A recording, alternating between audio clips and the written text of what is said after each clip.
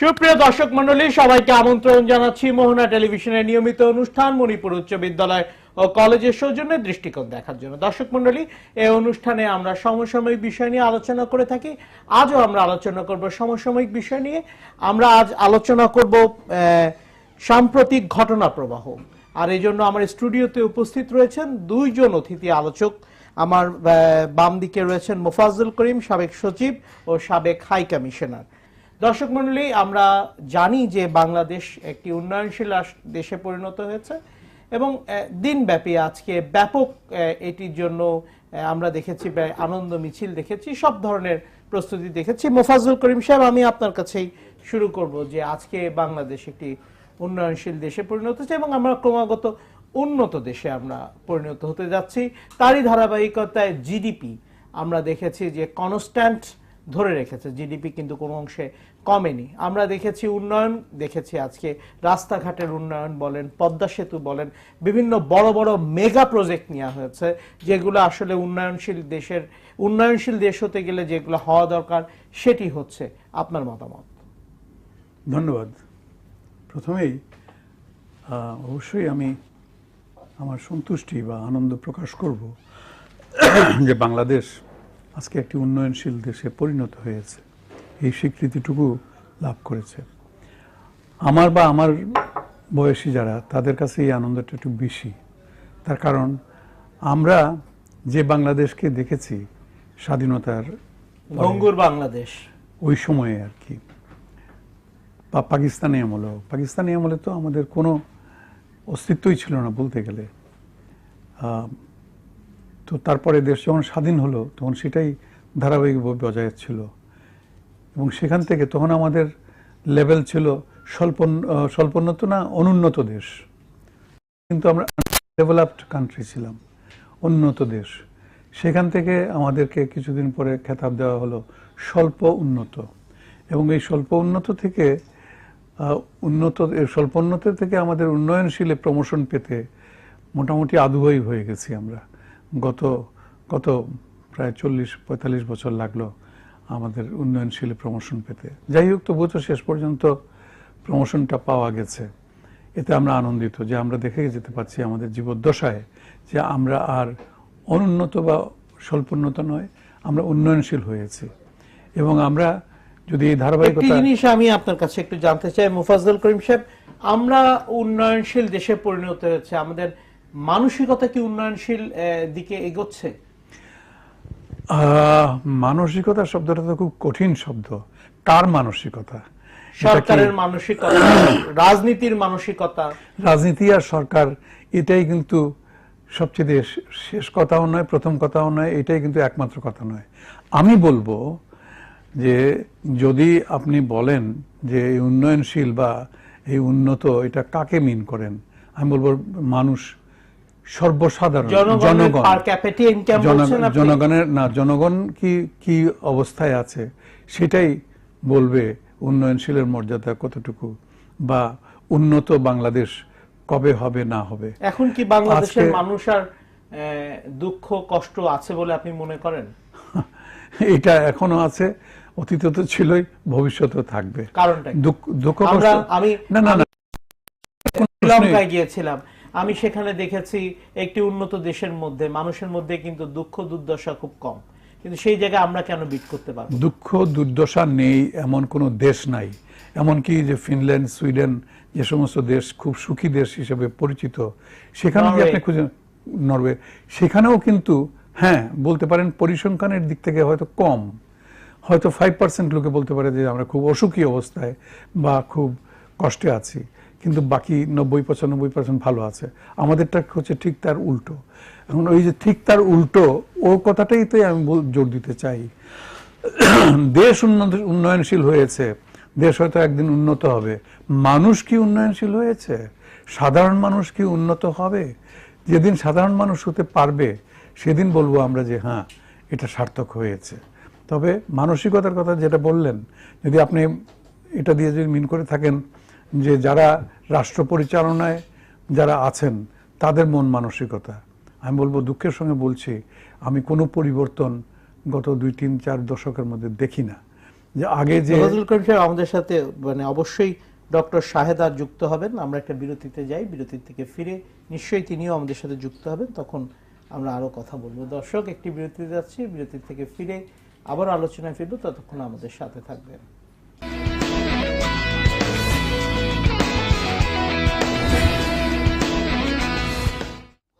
দর্শক মণ্ডলী, ফিরে এলাম বিরতির পরে। ডক্টর শাহেদা, আপনার কাছেই একটু আসি। আপনি এসছেন আমাদের মাঝে, আপনাকে আমরা স্বাগত জানাই।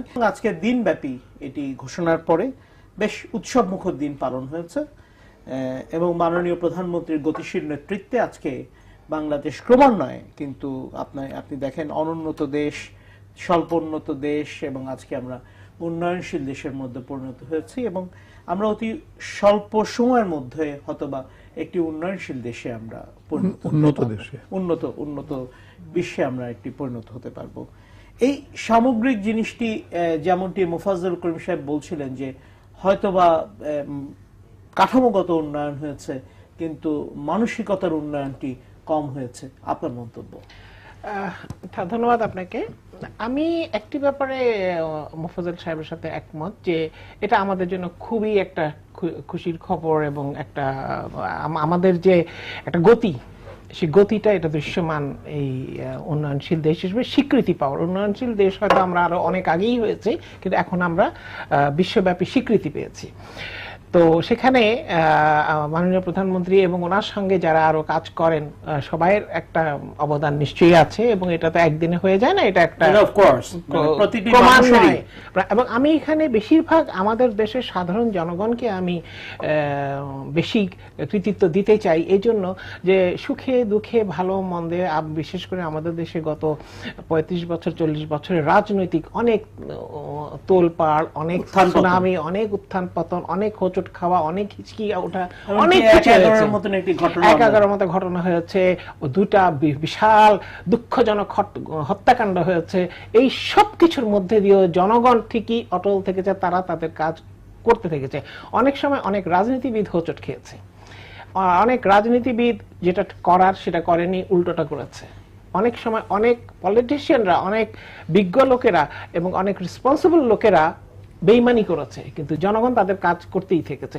সো আমি এই উন্নয়নশীল দেশ হওয়ার ব্যাপারে আমি সবচেয়ে প্রথমে জনগণকে আমি অভিনন্দন দিতে চাই, তাদের আমি মোবারকবাদ দিতে চাই যে তাদের শ্রমের ফলে এবং বিদেশে যারা আমাদের প্রবাসী বন্ধুরা যারা আমরা প্রবাসে কাজ করছে তাদের রেমিটেন্সের কারণে যে উন্নয়ন আমাদের সম্ভব হয়েছে, যেটা উনি বলেছেন যে কাঠামোগত উন্নয়ন, এই কাঠামোগত উন্নয়নেরও তো অনেকটা অবদান এই রেমিটেন্সের। সো আমি তাদেরকে অভিনন্দন জানাতে চাই যে তাদের এটা অর্জন, তাদের অর্জন। হ্যাঁ, আজকে মাননীয় প্রধানমন্ত্রী উনি ক্ষমতায় আছেন, উনি প্রাইম মিনিস্টার আছেন, সুতরাং স্বাভাবিকভাবে উনি ক্রেডিটটার অংশ পান, উনি ক্রেডিট পান, কিন্তু ওনার পিছনে রয়েছে একটা বিশাল জনগোষ্ঠী, 18 কোটি লোক। কারণ যখন একজন মানুষ প্রধানমন্ত্রী হয়ে যায় সে কিন্তু কোনো দলীয় প্রধানমন্ত্রী থাকে না, উনি সারা দেশের প্রধানমন্ত্রী, প্রতিটি মানুষের প্রধানমন্ত্রী উনি। তো সুতরাং সেই হিসাবে আমি মনে করি যে এই দেশের মানুষ সফল, এরা পারে, এরা করতে পারে এবং আগামীতে উন্নত দেশ হতে আমাদের খুব বেগ পেতে হবে না যদি এভাবেই আমাদের দেশের মানুষরা এগিয়ে যেতে থাকে। তবে আমি বলবো একটু যে আমাদের পলিটিশিয়ানদেরকে আরেকটু বিচক্ষণ হতে হবে, উন্নয়ন হতে হবে, আরেকটু বিচক্ষণ হতে হবে, তাদের মানসিকতার পরিবর্তন হতে হবে। কি শুনছিলেন আপনি? হ্যাঁ, খুব মনোযোগ দিয়ে। জি, এখানে দ্বিমত পোষণ করার কোনো কিছু নাই এবং একটাই আশা আর কি যে আমাদের যাদের চৈতন্যোদয় হওয়া উচিত তাদের চৈতন্যোদয় হবে, হচ্ছে না, এটাই আশা করব আর কি। তার কারণ হ্যাঁ, কারণ একটু আগে আমি বলেছি যে গত 40-45 বছর যাবত বা হয়তো তারও বেশি স্বাধীনতার পর থেকেই আমরা এই পরিচালকদের আমরা দেখে এসেছি, তাদের কি ভূমিকা তারা আমরা দেখে এসেছি। এবং আমি বাক্যটা শেষ করে নেই, তাদের ভূমিকাটা কি এটা দেখে এসেছি। যেটা ডক্টর শাহেদা বয়েদ বলেছেন, সঠিকভাবে বলেছেন, সেটা কি যে সাধারণ মানুষ, কৃষক, শ্রমিক, দিনমজুর, এরাই বরং আমাদের এটাকে এগিয়ে নিয়ে গেছে। একটা দিনের জন্য তারা কোনো দিন রিক্সাওয়ালারা কোনো দিন বা কি বলে ঠেলা গাড়ি আলারা কিংবা সাধারণ মাটি কাটালারা বা সাধারণ কৃষক, দেশের শতকরা 75-80 জন কৃষক, তারা কোনদিন ধর্মঘট হরতাল ইত্যাদি করেন নাই। আপনাকে যদি আমি একটি কথায় আসি যে আমরা উন্নয়নশীল রাষ্ট্রে পরিণত হয়েছি, বাট বিশ্বের বহুত উন্নত দেশে আমরা দেখেছি শিক্ষার হার কিন্তু আমরা দেখেছি একেবারে শতভাগ, সেই জায়গায় কিন্তু আমরা একটু পিছিয়ে আছি। এই জায়গাটা আমাদের শাহেদ, আমরা কিন্তু এই জায়গা তো পিছিয়ে নেই। অবশ্য এখানে একজন বিশিষ্ট শিক্ষাবিদ আছেন, আমি যদি কিছু ভুল বলি হয়তো তিনি শুধরাবেন। কারণ 71 সালে যখন দেশ স্বাধীন হয় তখন দেশের শতকরা কয়জন মানুষ শিক্ষিত ছিল? মাত্র 24 জনের মতো শিক্ষিত ছিল। সেখান থেকে আমাদের দেশীয় পরিসংখ্যানে বলে যে আমরা এখন 70 ছাড়িয়ে চলে গেছি, তাই না? 70-72 হয়ে গেছি। আর এমনিতে জাতিসংঘের পরিসংখ্যান বা অন্যান্য পরিসংখ্যান মতো আন্তর্জাতিক পরিসংখ্যানে 70 ছুঁই বা 68-69, যেটাই হোক না কেন, 24 থেকে যখন এই দেশের মানুষ সামান্য নাম দস্তখতটা পর্যন্ত করতে পারত না, চিঠি পড়া বা পত্রিকা পড়া দূরের কথা, সেখান থেকে এখন এটা কোনো অত্যুক্তি না, এখন প্রায় সব মানুষই খুব অল্প সংখ্যক বাদ দিয়ে, শতকরা 20-25 জন বাদ দিলে বাদ বাকি সকলে অন্তত নাম দস্তখতটা করতে পারে, সাধারণ পত্রপত্রিকাটা পড়তে পারে, চিঠিটা পড়তে পারে। এটা তো অগ্রসর তো হয়েছে বটে, হ্যাঁ, তবে এক জায়গায় গিয়ে থেমে গেছে, এটাই হলো কথা। এই যে 60% বা 70%, এটা কিন্তু গত বেশ কিছুদিন যাবতীয় আমরা শুনে আসতেছি। এবং শিক্ষার মান যেটা আর কি সেটা দুঃখের বিষয়, এটা বরং নিম্নগামী, এটা। কারণ এটার ফলে হচ্ছে এটা কি, ভবিষ্যতের জন্য এটা আমাদের জন্য একটা অত্যন্ত দুঃসংবাদ যে আমরা উন্নত মানের, এটা অবশ্যই এটা মান উন্নয়নের জন্য চেষ্টা চলছে, নিশ্চয়ই সেটি হবে। আরেকটা জিনিস হচ্ছে যে আমাদের এই যে সরকারের উন্নয়নে এত বড় বড় মেগা প্রজেক্ট নেওয়া হয়েছে, যেরকম ঢাকা চট্টগ্রাম 4 লেন করা হয়েছে, যেটা আসলে কখনো করা নেই, পদ্মা সেতু করা হয়েছে। আমরা একটা দর্শকের জি দর্শক, সালাম আলাইকুম।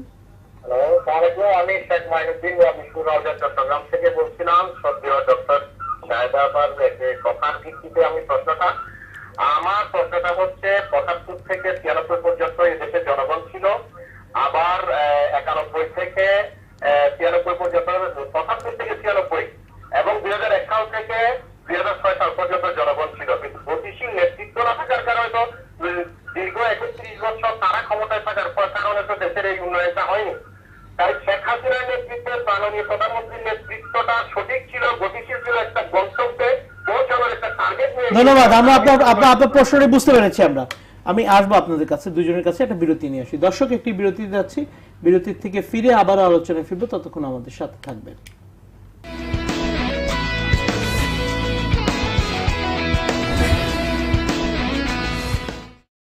এই জাতীয় লোক খুব পছন্দ করে। দর্শক মন্ডলী, ফিরে এলাম বিরতির পরে। ডক্টর শাহেদ, আপনি বলছেন। আচ্ছা, এক দর্শক প্রশ্ন করেছিলেন তো, ওনার দর্শক প্রশ্ন করেছেন। আরেকটি জিনিস আমি আপনার কাছে জানতে চাই যে দেখেন, আমরা অনেক উন্নয়ন হয়েছে আমাদের মধ্যে, আমরা দেখেছি যে মানুষের ইনকাম বেড়েছে, পার ক্যাপিটা ইনকাম বেড়েছে, বাট এখনো কিন্তু আমরা দেখছি যে অনেক জায়গায় অনেক সামঞ্জস্যহীন বিষয়গুলো আমরা দেখি। এখনো পর্যন্ত সেই ধনী দরিদ্রের ভারসাম্যটা কিন্তু আমরা দেখি। বিশ্বের যত উন্নয়নশীল দেশই আমরা দেখেছি না কেন, ধনী গরিবের ভারসাম্যটা কিন্তু সেখানটা নেই, কিন্তু এখনো পর্যন্ত আমাদের মাঝখানে কিন্তু রয়ে গেছে। সেই জিনিসটিকে নিয়ে যদি আমি প্রথম কথা আমি বলবো যে জিডিপির সাথে, উন্নয়নের সাথে জিডিপির একটা সম্পর্ক আছে অবশ্যই, কিন্তু মানুষের যে অর্থনৈতিক যে উন্নয়নটা হয় বা তার যে নিজের ব্যক্তিগত উন্নতি হয়, সেটা কিন্তু তার গরজেই হয়, তার প্রয়োজনে হয়। যেমন কিছুদিন আগেও আমাদের গ্রামের মেয়েরা বাইরে গিয়ে কাজ করা খুব খারাপ মনে করতো, এখন গার্মেন্টস আছে, এমনকি তারা রাস্তায় ইট ভাঙছে, তারা রাস্তায় পিচ ঢালার কাজ করছে, সবকিছু করছে। কেন? এই সংসারে কিছু বাড়তি ইনকাম আসবে, তাদের ইনকামটা ইন জেনারেল ইনকাম বাড়বে। So it all ads to the annual GDP. সেটা হলো ব্যক্তি পর্যায়ে তাদের প্রয়োজনের জন্য দেওয়া হয়। আর আরেকটা যেটা আপনি বললেন যে হ্যাভ অ্যান্ড হ্যাভ নট, এই যে হ্যাভ অ্যান্ড হ্যাভ নট এর এটা দিন দিন বাড়তে থাকবে। কারণ দুঃখজনক হলেও সত্যি যে আগে আমরা পাকিস্তানে 22 পরিবারের অত্যাচারে ছিলাম, এখন হয়তো আমরা 2200 পরিবারের অত্যাচারে আছি বা 22,000 পরিবারের অত্যাচারে আছি। এবং এই কারণে যে আমি সবসময় প্রতিটি টকশোতে বলি যে আমাদের রাজনীতিতে কালো টাকা এমনভাবে ঢুকে গেছে, এবং যারা বাংলাদেশে এখন টাকার মালিক তাদের বেশিরভাগই কালো টাকার মালিক, এবং এই কালো টাকার মালিকের কারণেই কিন্তু এই হ্যাভ আর হ্যাভ নট হয়ে গেছে। যারা সৎ লোক, যারা সেই কালো টাকার রাস্তা নাই, তারা তো সৎই থেকে যাবে, তাদের তো কম টাকাই থেকে যাবে, তারা তো ওই হ্যাভ নটের মধ্যেই থাকবে, নাই এর মধ্যেই থাকবে, হাহাকারের মধ্যেই থাকবে। আর যাদের আছে তারা স্মাগলিং, ড্রাগ, এত ড্রাগ আসছে কোথা থেকে? এত ড্রাগের ব্যবসা তো আমরা কোনোদিন শুনিনি। তো ড্রাগ, স্মাগলিং, তারপরে অনৈতিক কর্মকাণ্ড, এবং এখন তো রাজনীতি হচ্ছে সবচেয়ে বড় বাণিজ্য। এই বাণিজ্য করে এই লোকেরা এরা ধনী হচ্ছে। যারা ধনী হচ্ছে, আজকে গিয়ে আপনি দেখেন, যে কোনোখানে দেখেন, যে কোনো বড় একটা জুয়েলারি শপে দেখেন, আপনি বড় একটা 5 তারকা হোটেলে খেতে গিয়ে দেখেন, আপনি যেই সব শ্রেণীর লোকদেরকে দেখবেন, তাদের সবারই হঠাৎ টাকা, বেশিরভাগই সব হঠাৎ টাকা হয়ে যাওয়া টাকার মালিকরা ওখানে থাকে। তো এই হঠাৎ হয়ে যাওয়া টাকা একমাত্র অন্যায় পথ ছাড়া, অসৎ পথ ছাড়া তো হঠাৎ টাকা হয় না। সুতরাং যতদিন পর্যন্ত না এই ব্ল্যাক মানি বন্ধ হবে, যতদিন পর্যন্ত না এই ড্রাগ এন্ড স্মাগলিং বন্ধ হবে, যতদিন পর্যন্ত না এই রাজনীতির বাণিজ্য বন্ধ হবে, সেই পর্যন্ত এই হ্যাভ আর হ্যাভ নটের ইয়েটা থেকেই যাবে। এটা আমাদের দেশে এই গ্যাপটা খুবই বড় এবং এটা দুঃখজনক। কারণ আমরা খুবই ছোট অবস্থা থেকে, 71 সাল যদি আমরা চিন্তা করি, তাহলে খুবই ছোট অবস্থা থেকে আজকের জায়গায় এসে সংগ্রাম করে আমরা আজকে দাঁড়িয়েছি। সেইখানে আমাদের দেশে এই গ্যাপটা থাকা উচিত না, বা থাকলেও খুব কম থাকা উচিত। আর হ্যাভ আর হ্যাভ নটের গ্যাপ তো সারা পৃথিবীতে আছে, সারা পৃথিবীতে আছে। কিন্তু সারা পৃথিবীর সঙ্গে বাংলাদেশের যেটা ডিফারেন্স, যে যেমন ধরেন আমি অস্ট্রেলিয়ার কথা বলি অথবা আমেরিকার কথা বলি, যারা অনেক অনেক ধনী, তারা সাধারণ মানুষের দৈনন্দিন জীবনে কোনো প্রভাব ফেলে না। ওই ধনীকেই মারামারি কাটাকাটি হতে থাকে, সাধারণ মানুষের জীবনটা নর্মালি চলে। কিন্তু এক্ষেত্রে তো আমাদের এখানে প্রভাবটা পড়ছে, আমাদের এখানে প্রভাব পড়ছে, সেটাই হচ্ছে দুঃখের বিষয়। আমাদের এখানে যখন একটা সরকার বদল হয়, তো মুদি দোকানওয়ালার প্রভাব পড়বে কেন? যখন একটা সরকার বদল হয়, এক দল গিয়ে আরেক দল ক্ষমতায় আসে, ঝাড়ুদারের উপরে প্রভাব পড়বে কেন? কারণ ওই ঝাড়ুদার সকালবেলা ঝাড়ু নিয়ে বের হওয়ার সময় তাকে চাঁদা দিতে হয়, 10 টাকা হলেও চাঁদা দিতে হয়, 50 টাকা হলেও চাঁদা দিতে হয়। চাঁদা যে নিচ্ছে সেই ব্যক্তিটা বদলে যাচ্ছে, কিন্তু তাকে কিন্তু চাঁদা দিয়েই যেতে হচ্ছে। সুতরাং এই যে হাফতা বা চাঁদা, এটা যে পর্যন্ত বন্ধ না হবে, এটাকে আমি বলছি রাজনীতির যে বাণিজ্যিকরণ, এই বাণিজ্যিকরণটা বন্ধ করতে হবে। এবং আমি একটা জিনিস সবসময় বলে থাকি, যে দেখেন 71-এর পর থেকে আমরা বারবার হোঁচট খেয়েছি সরকারি পর্যায়ে বা দলীয় পর্যায়ে, কিন্তু এই পর্যন্ত সময়টুকু হোঁচট খাওয়া বলছেন না। আমি হোঁচট খাওয়া মানে যেমন বঙ্গবন্ধুর সেই হত্যাকাণ্ড, তারপর আবার সেই একটা মানে ডেমোক্রেসিহীন একটা সরকার আসলো, তারপরে আবার জিয়াউর রহমানের উত্থান, জিয়াউর রহমান যেভাবে থেকে ওনার দল হয়েছে, তারপরে আবার এরশাদের আসা, এরশাদের আমরা বলি ক্যান্টনমেন্ট থেকে দল হয়েছে। সুতরাং এই যে সবকিছু, এবং 91 থেকে আবার শুরু হলো, 91-তে এসে আবার আমাদের 15 ফেব্রুয়ারি নির্বাচনে যেতে হলো, আমাদের একটা সিস্টেম। আমি যদি আপনার কাছে আমি আমার কথাটা শেষ করে নিই, আমি কথাটা শেষ করে নিই, আমি খেই হারিয়ে ফেলবো। তো এভাবে হোঁচট খেতে থেকেছি। বঙ্গবন্ধু কন্যার কাছে আমাদের প্রত্যাশা অনেক বেশি, এই দেশের 18 কোটি লোকের প্রত্যাশা অনেক বেশি, বিকজ উনি এরশাদও না, উনি খালেদা জিয়াও না, উনি বঙ্গবন্ধু যিনি স্বাধীনতার স্থপতি, ওনার কন্যা। উনি অনেক কষ্ট ওনার ছোটকাল থেকেই দেখেছেন। সুতরাং উনি এই দেশের মানুষের পালস যদি না বুঝেন, এই দেশের মানুষের কষ্ট যদি উনি না বুঝেন, তাহলে আর কোন রাষ্ট্রপ্রধান বুঝবে না। সুতরাং ওনার কাছে আমাদের দাবি উনি রাজনীতি থেকে বাণিজ্যকরণ দূর করবেন। না, আমার যদি আপনার কাছে একটি প্রশ্ন থাকে এরকম, যে আমরা ক্যান্টনমেন্ট থেকে যেসব রাজনীতিকে উত্থান হতে দেখেছি এই দীর্ঘ সময়, মানে স্বাধীনতার পর থেকে আজ পর্যন্ত, এই রাজনীতির সময়টাকে আপনি কিভাবে আখ্যায়িত করবেন? আমি প্রতিবারই বলেছি যে ধরেন আমরা 11 যদি ধরে নিই, এটা হলো রাজনীতিবিদদের ব্যর্থতার কারণে 11 হয়েছে। জিয়াউর রহমানের উত্থান সবসময় রাজনীতিবিদদের ব্যর্থতার কারণে ক্যান্টনমেন্ট থেকে ক্ষমতা এসছে।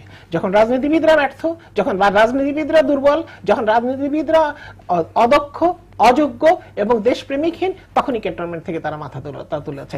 রাজনীতিবিদ যদি যোগ্যতা, সততা, মেধা, দেশপ্রেমের ভিত্তিতে যদি রাজনীতিবিদকে চুজ করা হয়, বা আমরা এটা আমাদের উপরে বর্তায় যে আমরা যাকে ভোট দিব, তা সে যদি তার মধ্যে আমরা এই চারটা গুণ দেখতে চাই, সততা, দক্ষতা, মেধা এবং দেশপ্রেম, এটা যদি আমরা দেখি তাইলেই ভোট দিব না। আমরা ভোটার হিসেবে এটা আমাদেরও দায়িত্ব, এবং যারা নমিনেশন দেয় তাদের উপর একটা দায়িত্ব যে দক্ষতা, যোগ্যতার ভিত্তিতে নমিনেশন দেওয়া, টাকার বিনিময়ে নয়।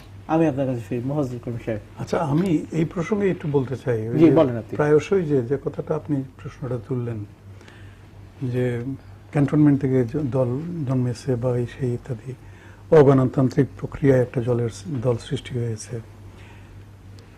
বাংলায় একটা কথা আছে, জন্ম হোক যথাতথা, কর্ম হোক ভালো। আমরা ওটাও মানতে রাজি আছি। কোথায় জন্মেছে, ক্যান্টনমেন্টে জন্মালো নাকি 5 স্টার হোটেলে জন্মালো নাকি বস্তিতে জন্মালো, সেটা বড় কথা নয়, তার কাজটা কি সেটা মূল্যায়ন করা দরকার। এই কথাটা আমি এই জন্যই বলছি যে আমি মনে করি রাষ্ট্র পরিচালনায় সকলেরই কম বেশি, প্রত্যেক সরকারেরই কম বেশি অবদান আছে।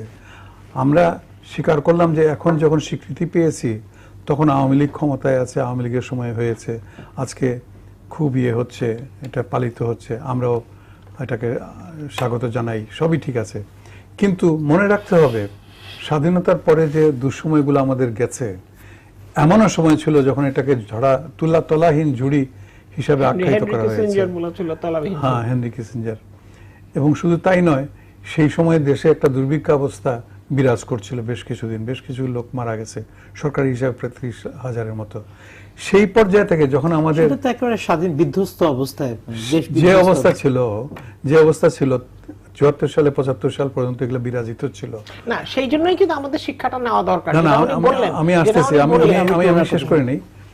তো সেখানে যেখানে আমাদের দেশে এই অবস্থা ছিল, সেখান থেকে এখন দেশে আমরা স্বয়ংসম্পূর্ণ হয়েছি।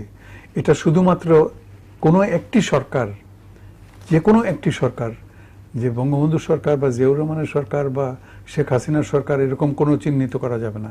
আমি বলবো কোনো একটি দেশের জনগণ এটা করেছে। যে দেশের জনগণ 70-এর দশকে খাদ্যাভাবে কষ্ট পেয়েছে, তারাই খাদ্যে স্বয়ংসম্পূর্ণ করেছে নিজেদেরকে, তারাই এদেশের কলকারখানাকে চালু রেখেছে। আমাদের গর্ব হওয়া উচিত যে আমাদের দেশে শ্রমিক অসন্তোষ এই সম্পূর্ণ অঞ্চলের মধ্যে, এশিয়ার মধ্যে খুব কম। কিন্তু এর মানে এই নয় যে আমাদের শ্রমিকরা, আমাদের গার্মেন্টের মেয়েরা তারা বিশাল রকমের অঙ্কের একটা বেতন পায় বা মজুরি পায়, তা নয়। যেটুকুই পায়, যেখানেই যাকে যা দেওয়া আছে, কিন্তু মনোযোগ দিয়ে সে তার কাজটা করছে। হিসাব করে দেখুন তো, গত কয়েক বছরের মধ্যে গার্মেন্ট শিল্পে কয়টা ধর্মঘট হয়েছে, হরতাল হয়েছে? হয় নাই। এইগুলা দেখার লক্ষণীয় জিনিস। তারপরে সাধারণ শ্রমিক যারা দিনমজুর, যারা ঠেলাগাড়িওয়ালা, যারা রিক্সাওয়ালা, তাদের অবদানটা চিন্তা করে দেন তো। এক মুহূর্ত চিন্তা করে দেখি আমরা যে এরা কাজকর্ম বন্ধ করে দিল। আমাদের দেশের কয়েক কোটি এই শ্রেণীর লোক আছে যারা আর কি, তারা বললো যে একদিন আমরা কোনো কাজ করব না, আমাদের নাভিশ্বাস উঠে যাবে জাতি হিসাবে। সেই জন্য বলছি, সাধারণ মানুষরাই কিন্তু এটা অর্জন করেছে, এই উন্নয়নশীল। এবং এই সাধারণ মানুষদের অবস্থাটা কতটুকু উন্নতি হয়েছে, এই কথাটা আমি একটু আসতে চাই। এদের কতটুকু উন্নতি হয়েছে, পার ক্যাপিটা ইনকাম বেড়েছে কার জন্যে? সেটা মোফাজ্জল করিমের বাড়তে পারে, শাহেদের এটা বাড়তে পারে, ডক্টর শাহেদ বাড়তে পারে, কিন্তু একটা সাধারণ মানুষ দেখি কয় টাকা বেড়েছে। সে আগে স্বাধীনতার পরে খালি গায়ে ছিল, এখন একটা ওই কি বলে টি শার্ট গায়ে দেয়। এইটুকু উন্নতি হয়েছে। খুব একটা যে মানে তার গুণগত পরিবর্তন হয়েছে না, বাড়িও হয় না, কিছুই হয় নাই। সে যে বস্তিতে ছিল সেই বস্তিতেই আছে। কিন্তু তবে সরকারের কিন্তু অনেক উন্নয়ন প্রকল্প রয়েছে, একটি বাড়ি একটি প্রকল্প, একটি বাড়ি দুটি বাড়ি, এই সমস্ত সবই আছে। আমরা কিন্তু দৃশ্যমান বাস্তবায়ন, এগুলা এরকম না যে মানে এগুলা তৈরি হয়েছে কিন্তু কর্মকাণ্ড হয়নি, তা কিন্তু না। কর্মকাণ্ড চলছে, আমি তো সেটাই বলছি, কর্মকাণ্ড চলছে। এবং যেদিন এই কর্মকাণ্ডের ফল হিসাবে যেদিন সব লোকের বাড়ি হয়ে যাবে, যেদিন সব লোকের বাচ্চারা খেয়ে পরে ভালো থাকতে পারবে, পুষ্টির মান, আমরা উন্নত দেশেই পরিণত হব, ওই দিকেই আমাদের যাত্রাটা। কিন্তু যেখানে এসছি, উন্নয়নশীল অনেক দেশ আছে, যেমন যে শ্রীলঙ্কার কথা একটু আগে বলা হচ্ছিল, সেখানে কিন্তু আমাদের এরকমের মতো এরকম বৈষম্য দেখা যায় না। এই যে বৈষম্যটা, সাংঘাতিক রকমের বৈষম্য, এটা দূর করতে হবে। নিচের তলার মানুষগুলোকে উপরে আনতে হবে। নিচের তলার মানুষগুলোকে উপরে আনতে হলে উপরের তলায় যে সমস্ত দুর্নীতিবাজ আছে, লুটেরা আছে, তাদেরকে দমন করতে হবে। আপনি একদিকে আপনি ব্যাংক লুট করবেন, আরেকদিকে তাকে প্রশ্রয় দিবেন, আরেকদিকে আপনার শেয়ার বাজার কেলেঙ্কারির সম্বন্ধে আপনি মুখ বন্ধ করে থাকবেন, আর তারপরে বলবেন যে আমরা উন্নত হয়ে গেছি। এটা তো উন্নত। আপনি আজকে যদি বাংলাদেশের দুর্নীতিকে যদি আপনি একটা ঠিক মানে নিয়ন্ত্রণে নিয়ে আসতে পারেন, দুর্নীতি সব দেশেই আছে, থাকবেও, কিন্তু আমাদের এখানে লাগামহীন, বলগাহীন ভাবে চলছে। এই দুর্নীতিকে আপনি কমিয়ে নিয়ে আসুন, দেখেন আমাদের 1940, 41, 42 পর্যন্ত অপেক্ষা করতে হবে না, 1930, 32-এর মধ্যেই আমরা উন্নত হতে পারবো। তবে দৃষ্টান্তমূলক শাস্তি দিতে হবে দুর্নীতিবাজদের। আমি আপনার কাছে আসি, ডক্টর শাহেদা, দুর্নীতির কথা মোফাজ্জল করিম সাহেব বলেছেন, আমরা দেখেছি যে বিএনপি জামাত যখন ক্ষমতায় ছিল পরপর বহুবার চ্যাম্পিয়ন হতে দেখেছি আমরা দুর্নীতিতে, কিন্তু সেই জায়গা থেকে কি আমরা একটু সরে এসেছি না? আমরা সরে এসেছি, কিন্তু সরে আসাটাই যে আপনি অধম হলে কেন আমি উত্তম হব না, এই শিক্ষাটা আমাদের, কারণ তারা এতবার চ্যাম্পিয়ন হয়েছে বিধায়ী বর্তমান সরকারকে আরো কেয়ারফুল থাকতে হবে যে না, আমরা একেবারে এটাকে সমূলে উৎপাদন করার চেষ্টা করলে অন্তত 50% শেষ হবে। এবং আমি কিন্তু প্রথমে মোহাম্মদ ভাইয়ের সাথে আগেই আমি কথাটা বলেছি যে এই যে বাণিজ্যিকরণ, সবকিছুকে বাণিজ্যিকরণ, সব রন্ধ্রে রন্ধ্রে দুর্নীতি, প্রতিটি ক্ষেত্রের দুর্নীতি, এটাকে বন্ধ করতে হবে। এবং এটা শুধু একমাত্র শেখ হাসিনাই পারেন। শেখ হাসিনা বিকজ ওনার একটা ভালো জিনিস হচ্ছে যে উনি কোন জিনিসকে টার্গেট করলে ওটা শেষ না হওয়া পর্যন্ত। দেখেছি আমরা পদ্মা সেতু, যেমনটি দেখেছি আমরা বঙ্গবন্ধু হত্যার বিচার, যেগুলাকে উনি যে কমিটমেন্টগুলো করেছিলেন সেই কমিটমেন্টগুলো, এবং শুধু তাই না, পদ্মা সেতুর ক্ষেত্রে যখন বিশ্বব্যাংক আমাদের থেকে মুখ ফিরিয়ে নিল তখন তিনি কিন্তু বলেছেন যে আমরা ইনস্ট্যান্ট ডিসিশন নিলেন। এখন না, যেটা হচ্ছে যে এখানে সমস্যা যেটা হচ্ছে যে সবকিছু তার উনি একা করতে পারেন না। সুতরাং উনি তো ন্যাচারালি ওনার একটা মেশিনারি আছে, ওনার মন্ত্রিসভা আছে, ওদের এই মন্ত্রিসভাকে তো উনি বিশ্বাস করেই এখানে এনেছেন। এখন বিশ্বাস করে চেয়ারে বসিয়ে দেওয়ার পরেই যদি সে দুর্নীতি শুরু করে তখন উনি তো আর পরের দিন হঠাৎ করে একটা মানে ডিসিশন নিয়ে ফেলতে পারেন না। সুতরাং এখানেই আছে যে আমাদেরকে এমন সব লোকগুলো আমরা মন্ত্রিসভায় দেখতে চাই, আমরা ওনার আশেপাশে দেখতে চাই, এবং যে বড় বড় প্রজেক্টগুলোর কথা আপনি বললেন এগুলো বিশাল বিশাল প্রজেক্ট, এই প্রজেক্টে যারা ইনভলভ থাকবে তাদেরকে সৎ হতে হবে। সেরকম পলিটিশিয়ান কি আমরা তৈরি হচ্ছে? আমরা তৈরি করছি না, এটা এটা আমি মানতে রাজি না যে 18 কোটি লোকের মধ্যে কোনো সৎ লোক নেই। এক, দুই নম্বর হচ্ছে পলিটিশিয়ান মায়ের পেটের থেকে জন্মে হয় না। উনি আগে অনেক বড় আমলা ছিলেন, উনি পরে পলিটিশিয়ান হয়েছেন, আরেকজন শিক্ষক ছিলেন, পলিটিশিয়ান হয়েছেন। পলিটিশিয়ান কেউ মায়ের পেটের থেকে জন্মে হয় না, পৃথিবীর কোথাও হয় না। কেউ না কেউ আগে একটা প্রফেশনে থাকে, আমি একটু বলি যে ব্যবসায়ীরা কি পলিটিক্সের মধ্যে বেশি ঢুকে যাচ্ছে? না না, অবশ্যই। এখন যেহেতু বাণিজ্য, যেখানে বাণিজ্যের প্রশ্ন, এখন একটা সৎ লোকের কাছে তো 5 কোটি টাকা দিয়ে নমিনেশন কেনার টাকা নেই। এখনো কি আপনি এখানে দাঁড়িয়ে বলছেন যে নমিনেশন কেনা বেচা হয়? 100 বার হয়, প্রতিটি দলে হয়, প্রতিটি দলে হয়। সুতরাং আমি এটাকে এই জন্যই বলবো যে আমার বিনীত অনুরোধ এই 18 কোটি জনগণের পক্ষ থেকে যে আপনারা নমিনেশন বাণিজ্য বন্ধ করেন, দুর্নীতি 50% সেদিন বন্ধ হয়ে যাবে। আপনি কি যেটা বললেন যে আপনি অবশ্যই হয়, তাহলে এটাই কি উন্নয়নশীল দেশের ক্রাইটেরিয়া? না না, উন্নয়নশীল না, উন্নয়নশীল ডিফারেন্ট ম্যাটার। না, ইট ডাজ ম্যাটার। আমি বলি উন্নয়নশীলটা হচ্ছে জনগণের পার্ট, যেটা বাণিজ্য সেটা হচ্ছে ওই যে 2200 পরিবারের পার্ট। আচ্ছা, তাহলে এই 2200 পরিবারকে আপনি আগে কন্ট্রোলে, নিয়ন্ত্রণে নিয়ে সেটাই আমি বলছি। এবং সেটার জন্য তো আমাদের দুর্নীতি দমন কমিশন কাজ করছে। একটা দুর্নীতি দমন কমিশন দিয়ে কিচ্ছু হবে না। ওখানে কারা আছেন? কয়েকজন আমলা আছে, এই তো তারাই এখন। আমার মনে হয় যে দুর্নীতি দমন কমিশনটাকে আরো বড় করা দরকার, এবং জেলায় জেলায় সবখানে, এবং তাদেরকে সর্বোচ্চ সর্বোচ্চ ক্ষমতা দিতে হবে। কোন রকম নড়বড়ে একটা লোক বসিয়ে রাখলে তো হবে না, যেটা সেন্ট্রালি আমরা দেখতে পাচ্ছি এটা জেলায় জেলায় থাকতে হবে, এবং তাদেরকে যিনি দুর্নীতি দমন কমিশনের হেড থাকবেন ওনাকে সর্বোচ্চ ক্ষমতা দিতে হবে, এবং ওনাকে সৎ হতে হবে, ওনাকে সৎ হতে হবে। যে কারণ এটা, আর তারপর অমুকের নামে অমুককে দুদক জিজ্ঞাসাবাদ করছে, তো জিজ্ঞাসাবাদে চলে যাচ্ছে 1.5 বছর। তো কবে জিজ্ঞাসাবাদ শেষ হবে আর কবে তার মামলা শুরু হবে, ততদিনে হয়তো সরকার বদলে আরেকটা সরকার চলে আসবে, অথবা যারা এই মামলাটা করছিল তারা বদলি হয়ে যাবে। কারণ ডক্টর ওবায়দ, আফটার অল একটা দুর্নীতি দমন কমিশনটা কি? এটা তো একটা এন্টিটি, এটা তো একটা সংগঠন তো বটে। এখানে আপনি বদলাতে পারেন, কর্মকর্তা বদলাতে পারেন, আরো বেশি লোকজন দিতে পারেন, না, কিন্তু তার চেয়ে বড় কথা হচ্ছে প্রথম যেটা, সরকারের সদিচ্ছা থাকতে হবে যে আমি দেশ থেকে দুর্নীতি দূর করবই করব, এবং সেই করবই করব এই সদিচ্ছা নিয়ে, এই দৃঢ় সংকল্প নিয়ে আগালে পরে, যেভাবে আমি পদ্মা সেতু করবই করব সেভাবে দুর্নীতি দমন আমি করবই করব, তাহলে অন্তত দুর্নীতি দমন শতকরা 50% কম হলেও 50% দূর হয়ে যাবে। সেই বিষয়ে যদি আসি মোফাজ্জল করিম সাহেব, আমরা দুর্নীতির কথাই যদি আসি, আমরা আমাদের দুর্নীতির দায়ে একজন সাবেক প্রধানমন্ত্রী, এই বিএনপি চেয়ারপারসন, তিনি কিন্তু এখন জেল খাটছেন, সেটিকে নিয়ে আপনি কি বলবেন? ওটা রাজনৈতিক ওই আলোচনা, দুর্নীতির দায়। আপনি দুর্নীতির কথা যখন তুললেন, এটিও তো দুর্নীতির দায়, এটিকে আপনি রাজনৈতিক কেন বলবেন? এই জন্যই বলবো যে এটার মধ্যে রাজনীতিবিদরা জড়িত রয়েছেন এবং একজন রাজনৈতিক নেত্রীর বিরুদ্ধে এই মামলা হয়েছে এবং প্রমাণিত। দাঁড়ান না, প্রমাণিত কথাটার অর্থ কি? আইনের ভাষায় প্রমাণিত হচ্ছে যখন শেষ পর্যায় পর্যন্ত বিচার শেষ হয়ে যায়, আপিল পর্যন্ত, এখন আছেন আপিল পর্যায়ে আছে, এটা একদম মানে লাস্ট স্টেজ, অ্যাপিলেট ডিভিশনে আছে। অ্যাপিলেট ডিভিশনের রায় কি হয় সে পর্যন্ত আপনাকে অপেক্ষা করতে হবে, তারপরে বলবেন যে X is a criminal or Y is a criminal. তার আগ পর্যন্ত চূড়ান্ত আপনি জাজমেন্ট দিতে পারবেন। আপিলের তো শুনানি হবে তার জামিনের বিষয়টি। না না না না, জামিনের বিষয় না, পুরো আপিল শুনানি হবে। অফ কোর্স না না, লয়ের নিজস্ব একটা গতি আছে, আপিল হলো না জামিন হলো ওটা তারা বুঝবে, দ্যাটস নট আওয়ার জব। আমি এখানে কথাটা একটা ওনার সাথে একটু দ্বিমত করতে চাই, সেটা হচ্ছে যে আমরা যদি দুর্নীতিকে জিরো টলারেন্স বলি, তাহলে রাজনীতিবিদরা দুর্নীতি করলে তাদেরকে কেন জেলে দেওয়া হবে না? জেল দিতে মানা করছি না তো আমি বলিনি। এবং পলিটিশিয়ানরাই তো দুর্নীতি করে আসছে এবং তারাই পার পেয়ে যাচ্ছে।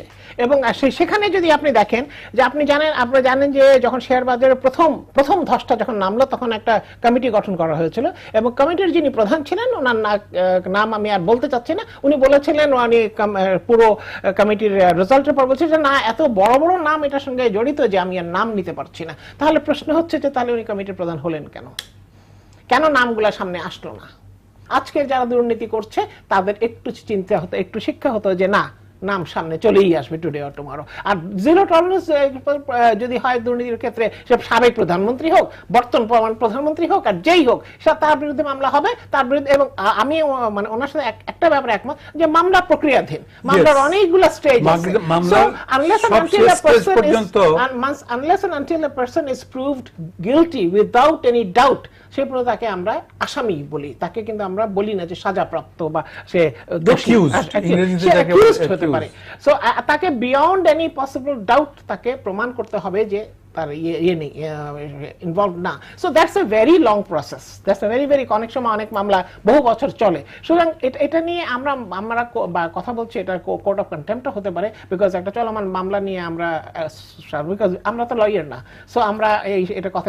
বাট আমি যেটা মনে করি এটা একটা ভালো দৃষ্টান্ত যে সাবেক প্রধানমন্ত্রী, এত বিশাল একটা দলের যিনি কর্ণধার, তার বিরুদ্ধে দুর্নীতির মামলা হয়েছে এবং তাকেও জেলে যেতে হয়েছে। সুতরাং সাধারণ লোক দ্বারা সাবধান। আমি আপনাদের দুজনের কাছে ফিরবো, আমি এটা শেষ বিরতিতে যাচ্ছি। দর্শক, একটি শেষ বিরতিতে যাচ্ছি, বিরতির থেকে ফিরে আবারও আলোচনায় ফিরবো, ততক্ষণ আমাদের সাথে থাকবেন।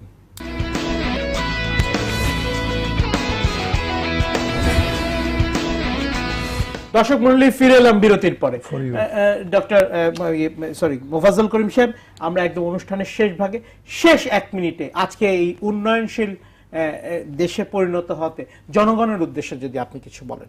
জনগণের উদ্দেশ্যে এটাই বলবো, 1 মিনিট সময় আপনারা এই উন্নয়নশীল যে খেতাবটা আমরা লাভ করেছি, এটাকে আরো উচ্চ পর্যায়ে নেওয়ার জন্য যে যেখানে আমরা আছি, সেই একজন সাধারণ কৃষক এবং দিনমজুর থেকে শুরু করে উচ্চতম পর্যায়ে প্রত্যেকের মধ্যে এই রিয়েলাইজেশনটা যেন আসে যে এখন আমাদের দায়িত্ব আরো বেড়ে গেল, এটাকে আমরা আরো কেমন করে উপর দিকে নিয়ে যাব। আর যারা শাসন ক্ষমতায় যারা আছেন তাদেরকে আমি অনুরোধ করব যে এখন সময় এসছে একটু নিচের পর্যায়ে যারা আছে, 60 টাকা 70 টাকা চাউলের কেজি হলে যারা খেতে পারে না, একবেলা খেয়ে থাকে, এদের দিকে একটু তাকান।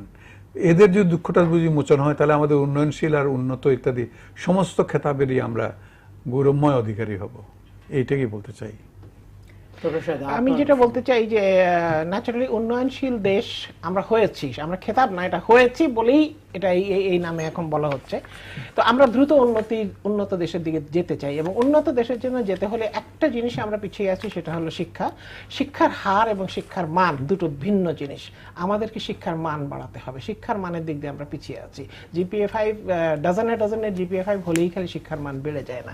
আমরা সত্যিকারে শিক্ষিত লোকজন চাই এবং আমাদের দেশের ছেলেরা, শিক্ষিত ছেলেরা দেশেই থাকবে, তাদের মেধা দেশের কাজেই লাগাবে, দেশের উন্নতির কাজে লাগাবে, সেটাই আমরা চাই। আমাদের দেশের মানুষ এরাই খাটে, এরাই কষ্ট করে, এরাই মরে। রাজপথে কোনোদিন কোনো রাজনৈতিক লিডার, পলিটিক্যাল লিডার মরে না, মরে সাধারণ মানুষ।